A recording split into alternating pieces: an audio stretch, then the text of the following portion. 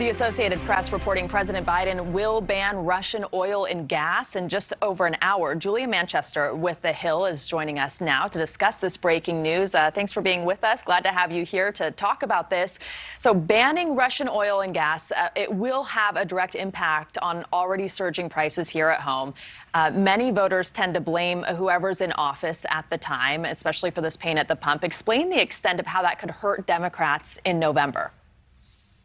You know, this is what's so interesting about this debate. We've actually been seeing a lot of bipartisan calls from Republicans and Democrats for the Biden administration to ban or sanction Russian oil. So it seems that the Biden administration is really giving into that pressure. We know that they were very reluctant to go in that direction for a while due to the impact that it could have on gas prices. But we're seeing that they are, doing this instead. In terms of the impact it will have on the pump, though, yes, this will absolutely have an impact on gas prices that are, already very high. We saw yesterday they reached $4 a gallon, the highest it's been since 2008. However, I think we should point out that there is polling that shows that a lot of Americans are actually on board, at least right now, with sanctioning or banning Russian oil. So I think now the debate will turn to energy independence. You're going to hear a lot of conservatives say, we've got to frack, we've got to drill, we've got to take this ban off of the Keystone pipeline, for example.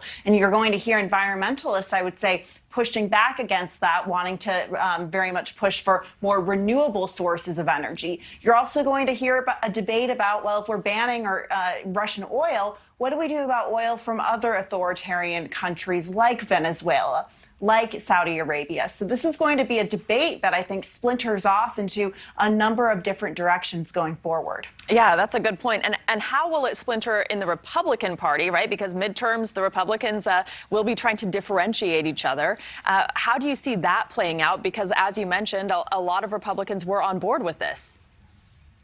They were on board with this. I think at the same time, though, Republicans are going to point to the inflation that was happening prior to this Russian invasion of Ukraine. They're also going to point to the gas prices that were already high as well, and say that there were different factors that the Biden administration could have avoided if they didn't.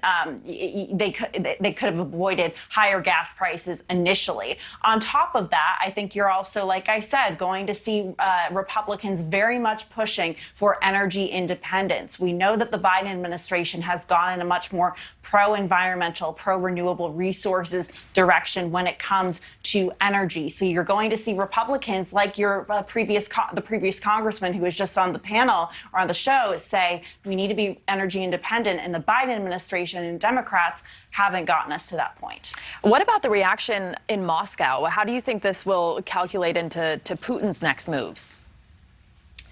I think Vladimir Putin and his allies in the Kremlin probably somewhat expected this, like they expected a number of these sanctions. At the same time, though, it's going to probably hurt the Russian economy. It's going to hurt our economy, but I would assume that it would hurt the Russian economy, which is already reeling. We're seeing the ruble continuing to lose value. We're seeing major global companies pull out of Moscow, pull out of Russia.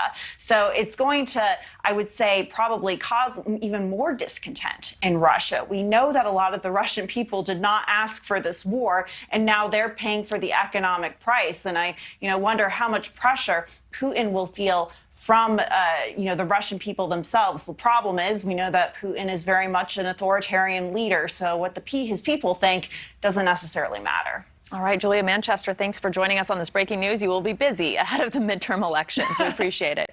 Thank you so much for watching. Make sure to click on the red subscribe button below so you can get more of NewsNation's fact-driven, unbiased coverage.